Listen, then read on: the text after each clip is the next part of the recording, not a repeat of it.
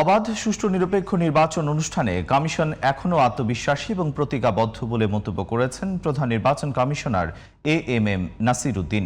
সকালে রাজধানীর আগারগাঁওয়ে নির্বাচন ভবনে প্রার্থীদের আপিল করার বুথ পরিদর্শন শেষে এমন মন্তব্য করেন তিনি। আপিল জমা দিয়ে যাচাই বাছাই সহ নির্বাচন ব্যবস্থাপনার নানা বিষয়ের সমালোচনা করেন প্রার্থীরা।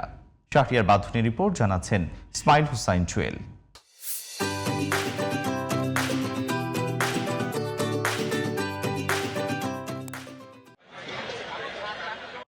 ত্রয়োদশ জাতীয় সংসদ নির্বাচনে মনোনয়নপত্র বাছাইয়ের পর বাতিল করে রিটার্নিং কর্মকর্তার দেয়া সিদ্ধান্তের বিরুদ্ধে আপিল কার্যক্রম শুরু করেছে নির্বাচন কমিশন। 5 থেকে 9 জানুয়ারি পর্যন্ত এই কার্যক্রম চলবে। এজন্য রাজধানীর আগারগাঁওয়ে নির্বাচন ভবনের নিচে 10টি বুথ স্থাপন করেছে ইসি। আপিল আবেদনের পর বাতিল হওয়া মনোনয়নপত্র বৈধ হবে বলে আশা করছেন প্রার্থীরা। একই সাথে যাচাই বাছাই পদ্ধতি নিয়ে নানা অভিযোগ তুলেছেন তারা। বিশেষ করে স্বতন্ত্র প্রার্থী যারা আছে তাদের জন্য খুব কষ্টকর কিছু বিষয় হয়ে গেছে, যেটা হলো 1% স্বাক্ষর না। আমাকে অ্যাপ্লিকেশন দেওয়ার জন্য বলছে যে এটা সমাধান করব।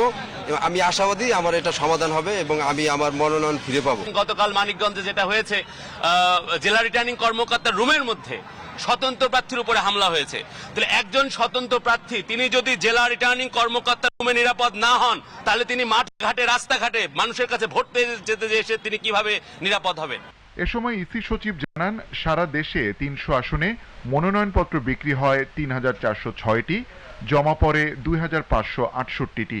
এর মধ্যে বৈধ প্রার্থীর সংখ্যা 1842 এবং 726টি মনোনয়নপত্র বাতিল হয়েছে।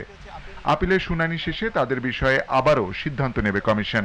যেটা গ্রহণ করা হয়েছে সেখানেও আপত্তি থাকতে পারে, কেন গ্রহণ করা হলো, আর যেটা গ্রহণ করা হয়নি কেন করা হয়নি, দুই কেনরই উত্তর আমরা আপিল নিষ্পত্তিতে দেখব। সেটা হলফনামায় হোক, 1% স্বতন্ত্র প্রার্থীদের ক্ষেত্রে 1% ভোটার এবং তার যাচাই বাছাইটাই হোক, বা যেটাই হোক না কেন, নির্দিষ্ট কারণ এক একজনের ক্ষেত্রে এক একটা কারণ হবে।